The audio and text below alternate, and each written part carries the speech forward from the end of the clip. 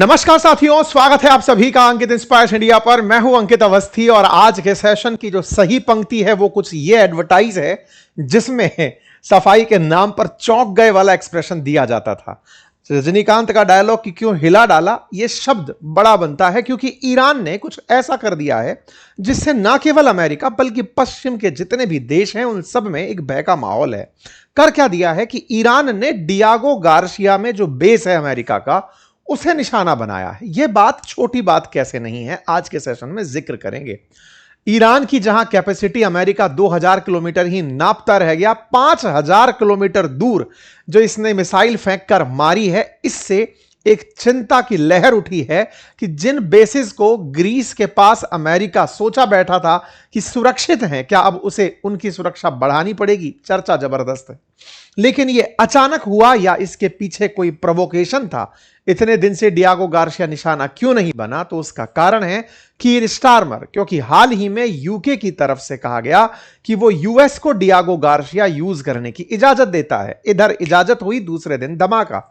इसी के चर्चा आज के सेशन में, क्योंकि सीएनएन के अनुसार अमेरिकी अधिकारियों ने इसकी पुष्टि की है कि ईरान ने 2 मिसाइलें दागी। हालांकि उनमें से कोई भी निशाने पर नहीं लगी, लेकिन फिर भी अगर 3800 किलोमीटर दूर जो बिल्कुल बेस टू बेस बात मान ली जाए तो यह बहुत बड़ी बात बनकर आती है। कहां की चर्चा हो रही है, एक बार मैप पर समझते हैं, इसके कारण समझते हैं, क्या और स्थितियां बन सकती हैं वो समझेंगे।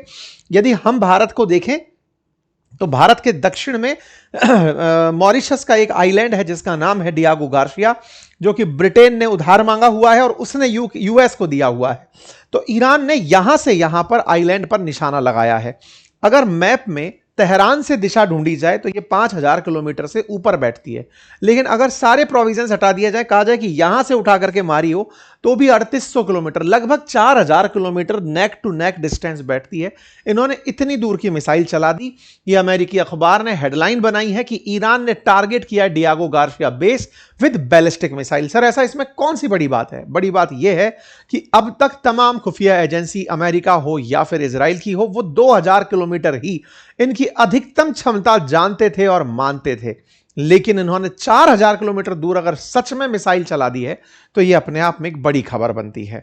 सबसे बड़ी खबर यह कि यह केवल अब अमेरिका नहीं, यूके को भी सीधा सीधा निशाने पर लिया गया है।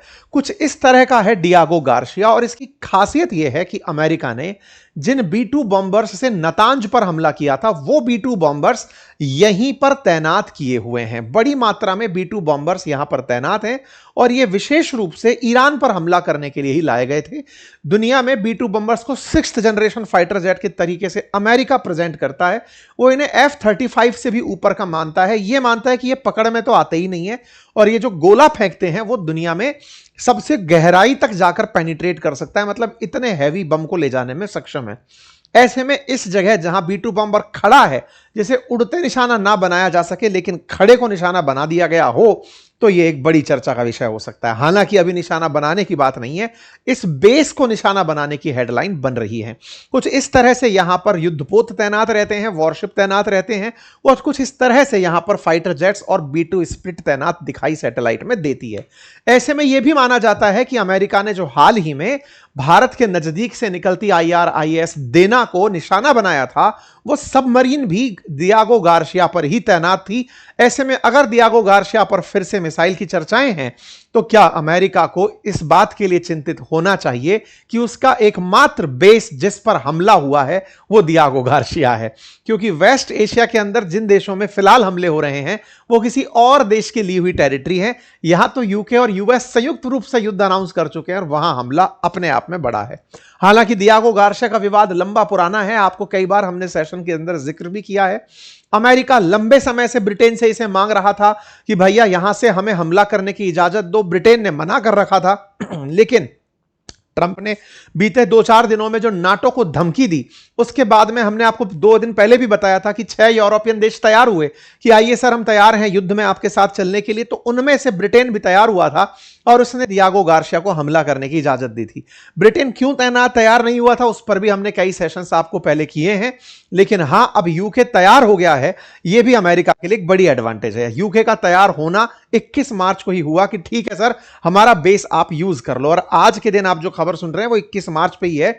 आज सुबह खबर बनकर आई कि डियागो गार्सिया तैनात करने के लिए यूज कर सकते हो, हमला करने के लिए यूज कर सकते हो, और उसी के बाद हमले की खबर आ जाती है। देखिए ये जो हेडलाइन बनी है ना 21 मार्च की है, आज के सुबह अखबारों की है, रात से ही कारस्तानी चल रही है। असल में 21 मार्च को आज सुबह सुबह मतलब रात्रि, कल की रात 12:30 बजे ईरान के विदेश मंत्री ने ट्वीट करके कहा कि देखो भाई, ब्रिटेन के जो लोग हैं वो नहीं चाहते कि वो ईरान पर हमला करें।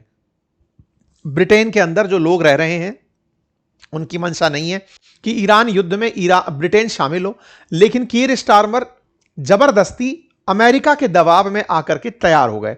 अब उनका तैयार होना गलत है, और ऐसे में अगर प्रधानमंत्री अपने ही लोगों की बात नहीं मान रहे हैं तो यह सुरक्षित नहीं है ब्रिटेन के लिए। हम पहले ही चेतावनी दे दे रहे हैं, बाद में मत कहना बताया नहीं था। मतलब आप सोचकर देखो कि 12:30 बजे तो इन्होंने ट्वीट डाला है आज, और फिर सुबह सुबह हेडलाइन बन जाती है कि ईरान ने डियागो गार्सिया पर हमला कर दिया है। चर्चा जो बनी वो इसलिए क्योंकि यह जगह ईरान से बहुत दूर है। ईरान के पास जो मिसाइलें हैं वो 2000 किलोमीटर तक की मार की मानी जाती हैं, लेकिन इतना दूर मिसाइल चली जाएगी यह मानना अभी तक संशय का विषय था। कहा जा रहा है कि यह खोरा शहर 4 नाम की इनकी मिसाइल हो सकती है, जो कि 3000 से 4000 किलोमीटर की दूर में मार कर पाई होगी।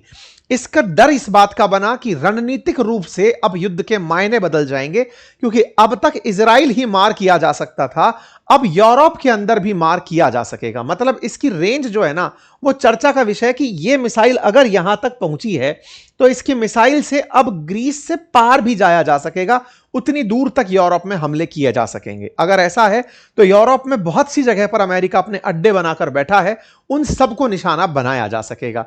इसी तरह से दुनिया भर की चर्चाएं लोगों की चल रही हैं कि ईरान ने वो कर दिखाया जो एक्सपेक्टेड नहीं था, उसने वो मिसाइल चला दी जो एक्सपेक्टेड नहीं थी। अब चर्चा यह है कि अमेरिका का कहना है कि हमने इसको अपने इंटरसेप्टर्स के थ्रू रोक लिया। निश्चित ही अमेरिका के पास बड़े उन्नत किस्म के इंटरसेप्टर सिस्टम हैं जो मिसाइलों को आते हुए हवा में ही रोक देते हैं, लेकिन उससे भी बड़ी चुनौती यह है कि अमेरिका भले ही रोक दिया हो, लेकिन कई जगह ऐसी भी तो होंगी जहां पर यह सोच भी नहीं रहा होगा कि यहां हमला हो सकता है। जैसे इसराइल के बाहर मेडिटेरेनियन सी के अंदर कार्टे, जिस जगह पर अभी इनका अब्राहम जो फोर्ड करके इनका गेराल्ड फोर्ड वॉरशिप है वो सुधरने गया है, वो ये तैयारी में भी नहीं होंगे। इनको लगेगा ही नहीं कि ईरान इतना दूर मार करने आ जाएगा, ये वहां ईरान पर मार करने चला गया। इसके अंदर कई और समीकरण भी बनते हैं। समीकरण ये बनते हैं कि ये हो सकता है हमला दिख ईरान से रहा हो सकता है यमन से हुआ हो, और तीसरी बड़ी बात यह भी हो सकता है कि अमेरिका ने खुद किया हो, क्योंकि ये कॉन्स्पिरेसीज हैं। अभी तक यूरोप अमेरिका के साथ आ नहीं रहा है। एक रात पहले ब्रिटेन बोला है कि हम डियागो गार्सिया यूज करने की इजाजत देते हैं, अगले दिन हमला हो जा रहा है। इसका मतलब यह है कि अमेरिका चाहता है कि बस एक बार यूरोप पर हमला हो तब ये सब मिलकर मेरे साथ युद्ध करने चलेंगे। कुछ भी संभव है। यमन बहुत दिनों से गोला नहीं दागा है, हो सकता है कि यह गोला 2000 किलोमीटर का ही हो, लेकिन यमन से दाग दिया हो, तो यमन से डियागो गार्सिया 2000 किलोमीटर की रेंज में होगा, हो सकता है वहां से दाग दिया हो। तो अभी कुछ कहना मुश्किल है, लेकिन अगर वाकई में ईरान से यह मिसाइल चली है और अमेरिकी लोग सच बोल रहे हैं कि हमने 2 मिसाइलों को न्यूट्रलाइज किया है, मतलब हो सकता है अमेरिकी झूठ भी बोल दें, क्योंकि 2 अधिकारियों के हवाले से यह बात आई है। झूठ की बात मैं इसलिए बोल रहा हूं क्योंकि 2 अधिकारियों के हवाले से खबर आई, दुनिया में खबर बन गई, लेकिन अमेरिका इसे अपने पक्ष में सेंटिमेंट बनाने के लिए भी तो यूज कर सकता है। ब्रिटेन को यह कहकर के देख लो तुम्हारे अड्डे पर हमला किया इसने, तुम भी चलो मेरे साथ युद्ध करने। अभी तो तुम यूज करने की परमिशन दे रहे हो, तुम्हारे फाइटर जेट नहीं उड़ा रहे, तुम्हारे अपने लोग मरने नहीं भेज रहे हो, चलो मरने भेजो। तो कुछ भी संभव है, लेकिन रिसर्च संस्थानों का मानना है कि ऐसा अगर होता है तो ये इनकी खुर शहर करके जो मिसाइल 3000 से लेकर 4000 की रेंज की है वो हो सकती है, और इन्होंने लंबे समय तक इसको छुपा के रखा हो। ये भारत के अंदर भी चर्चा का विषय बना। पूर्व केंद्रीय मंत्री मनीष तिवारी ने भी लिखा इसको ट्विटर पर कि भाई सुनो, यदि ऐसा हो रहा है तो युद्ध की दिशाएं अब बदल रही हैं। इजराइल की तरफ से भी एक एम्बेसडर लिखते हैं कि साहब अगर ऐसा होता है तो ये युद्ध के मायने मिसाइल परीक्षण बदल देगा, क्योंकि मिसाइल ईरान ने जो घोषित कर रखी है रेंज उससे ऊपर है, और यह दर्शाता है कि इसकी रणनीति में बड़ा परिवर्तन हो रहा है, और ये सब चिंताएं, बहुत बड़ी चिंताएं कंसीडर की जा सकती हैं। बात हो खुमैनी की, जिस समय से B2 बॉम्बर्स की बातें की जा रही हैं कि ऑपरेशन मिडनाइट हैमर से अमेरिका ने सारे काम किए थे, वो B2 मिडनाइट हैमर असल में तैनात 2 अप्रैल को अमेरिका ने यहां किया था, और उससे 2 दिन बाद ही ईरान ने 2025 में एक वीडियो शेयर करते हुए कहा था कि हम इसको निशाना बना सकते हैं। तो आज वो पुराना वीडियो फिर से रीसरफेस हो रहा है। 7 अप्रैल 2025 को IRGC का दिखाया हुआ वो वीडियो जिसमें वो B-2 बॉम्बर्स को निशाना बनाने की दावे कर रहे थे। आज वो वीडियो फिर से सरफेस हुआ कि ये लोग तो पहले ही कह चुके थे कि हम इसे निशाना बनाएंगे। खैर, इन सब बातों से एक चीज तो स्पष्ट है कि ईरान का मिसाइल का जो असलहा है वो अभी तक खत्म नहीं हुआ है। अमेरिका ने यह जरूर सोच लिया कि इन्होंने इसकी मिसाइल क्षमता को न्यूट्रलाइज कर दिया, लेकिन ऐसा करके यह अपने आप में एक बड़ी चुनौती पेश कर दिया है। 4,000 किलोमीटर की रेंज निश्चित ही संघर्ष को अब वैश्विक स्तर पर लेकर जाएगी। कई यूरोप के बड़े देश अब निशाने पर आ सकते हैं। इसका मतलब साफ है कि युद्ध का दायरा बढ़ सकता है, और बढ़ा तो अमेरिका के बाद यूरोप भी निशाने पर हो सकता है, और यूरोप निशाने पर होना युद्ध को व्यापक करेगा, और व्यापक होता युद्ध विश्व को, खाड़ी युद्ध को विश्व युद्ध की तरफ धकेल सकने की क्षमता रखता है। रही बात स्ट्रेट ऑफ हॉर्मुज की, तो स्ट्रेट ऑफ हॉर्मुज पर क्योंकि अभी हाइफा, इजराइल में हाइफा के पास जो गैराल R4 था इनका, वो तो जहाज दूर चला गया है।